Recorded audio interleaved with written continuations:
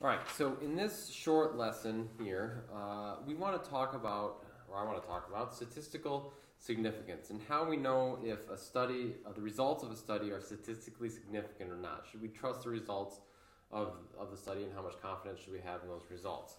Okay, so let's look at this situation. Here's an experiment. Suppose you want to test the effectiveness of a new drug. You find 50 subjects with the health issue you're trying to address. You separate them into two groups. The first you give a placebo. It's a drug that is inert, but looks like the actual drug, so they don't know if they're getting a placebo. And then you give the other 25 people the drug. Here are the results. You have 64% of the people who took the drug showed improvement. Okay, so 64% of 25 amounts to 16 people. 16 people improved on the drug. All right, you have 40% of the people who took the placebo showed improvement. So what you have is in the placebo group, you also had people that got better. All right, so in fact, if you take 40% of 25, you end up with 10 people. So total, you have 26 people that improved.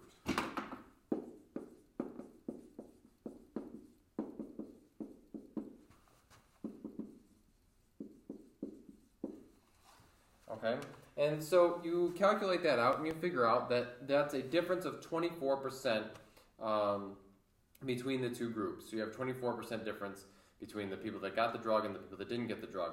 And so you're trying to figure out, is that a statistically significant result? Should we think after this that the drug works? And what you're really trying to figure out is, if this had just, could this 24% difference have just randomly shown up? Could it have just cropped up randomly?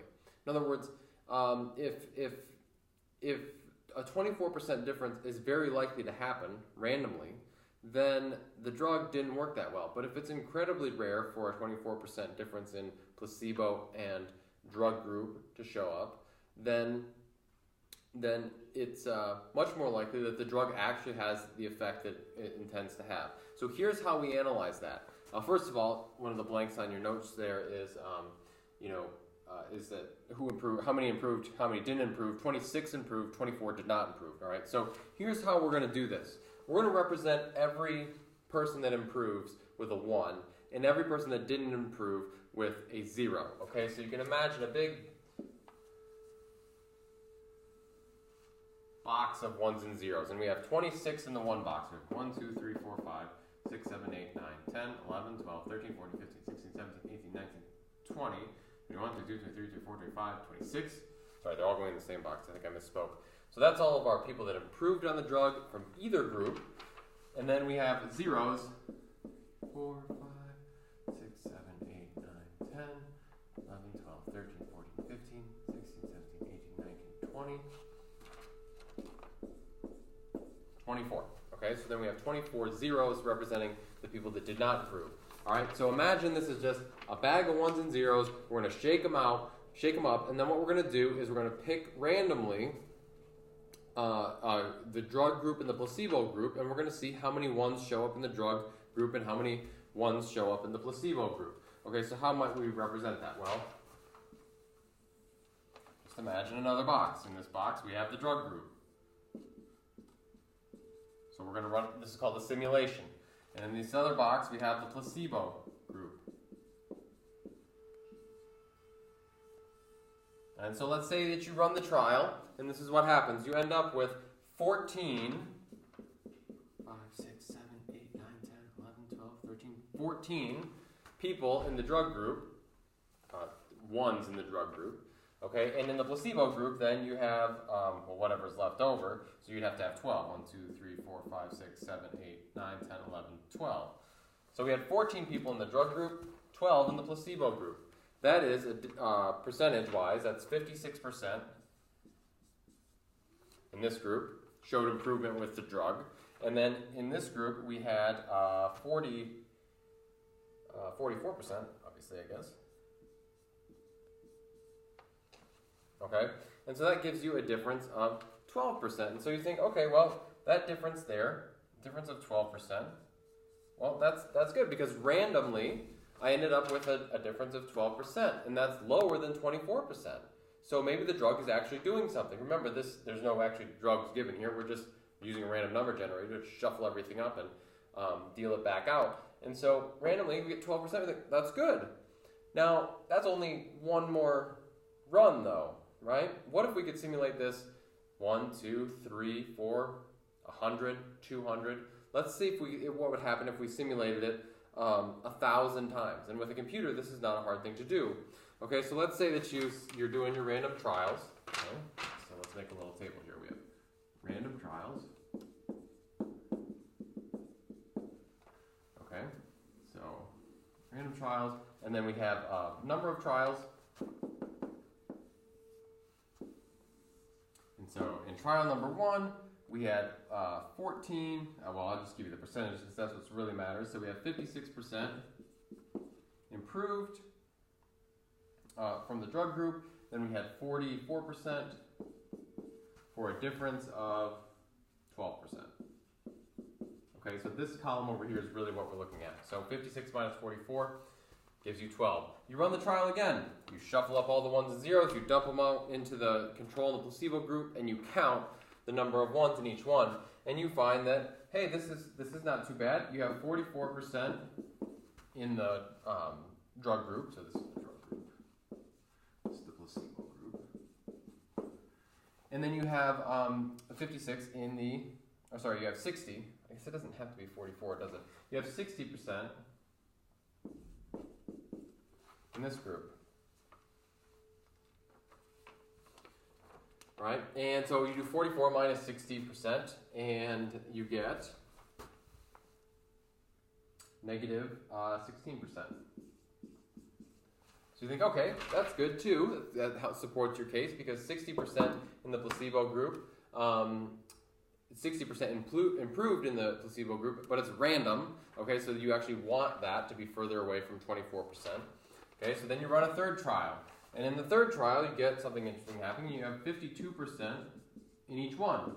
So you get a 0% change. Okay? And again, what we're talking about here is the percentage of people that are ones. In other words, the percentage of people that have improved in the drug group and in the placebo group. Okay, but on trial number 4, something terrible happens. On trial number 4, you get 72% in the drug group improve, and then you get 32% in the placebo group improved. Okay, so you might think, well, that's good for the drug, but this is random. Right? This is a random number generator that's generating these. And it turns out that it only took you 4 trials, and you got a difference, which turned out to be 40 here, so there's a 40% difference. You got a difference that was substantially higher than 24%, which is what your experiment showed.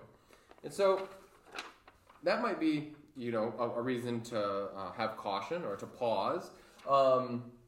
But you just keep running the simulations. And then what you end up with is a histogram. And let me throw the histogram up there so you can see it.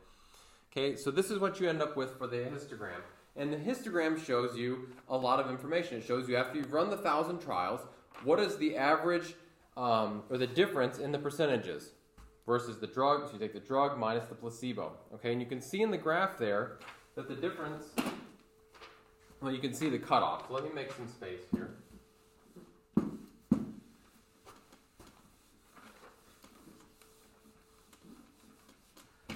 Okay, so what you can see there is that you had 63 trials in which you had 24% of people improve. Well, the drug minus the placebo was 24%.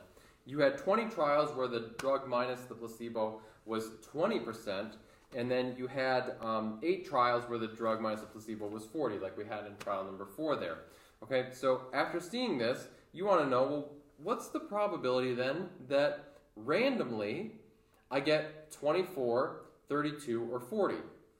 And so we can figure that out. We can just take the average. We'll take 63, or not the average, we'll take 63 plus 20 plus 8, and we'll divide that by 1,000.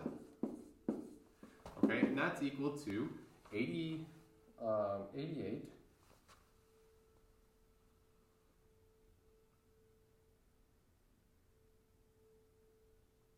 Sorry, actually count here. I'm going to try this. 91 over 1,000. Okay, that's 0.91. Sorry, 0.091.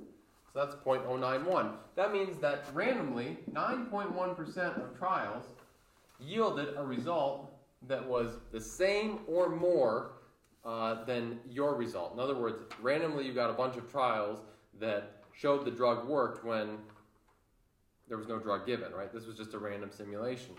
And so 9.1% is too high. This means that almost 1 in 10 times you're going to get a result of 24% difference, meaning that the drug might work, but more research needs to be done.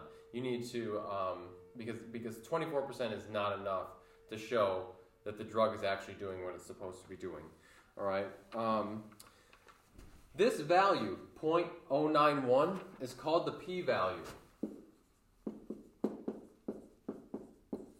Okay, and it is a value that is tells you whether your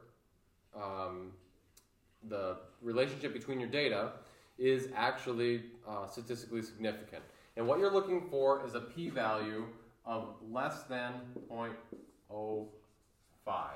In other words, less than 5% of that causation or relationship shows up randomly when you run a random simulation. Okay, so that would be other way to think of this is 5%, less than 5% statistically implies statistically significant results.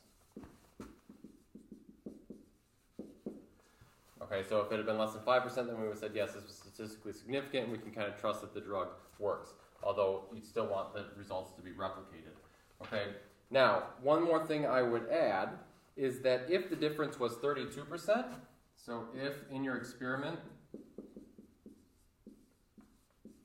it was a 32% difference,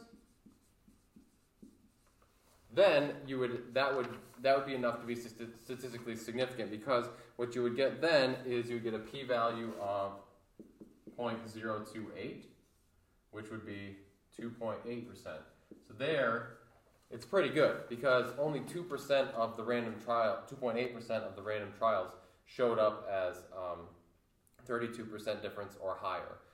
So that we would say is statistically significant. Okay, if you had gotten that result in your experiment. This can vary depending on the situation. So this 0.05 is a general rule of thumb, but it varies. So like if you're trying to figure out how many middle school girls and boys smoke cigarettes or something, and you're just trying to figure it out, maybe 10% is the threshold that you want. Maybe that's statistically significant enough for you to, in your analysis. But if it's something like you're trying to put rivets into a bridge or something, maybe 5% is way too much. You can't have, you need to have way less than that. Maybe you have to have less than 1% or even less than that in order for your experiment to be statistically significant, or for you to be like, yes, these rivets work effectively. Okay, so that's kind of the basics of statistical significance and p-values.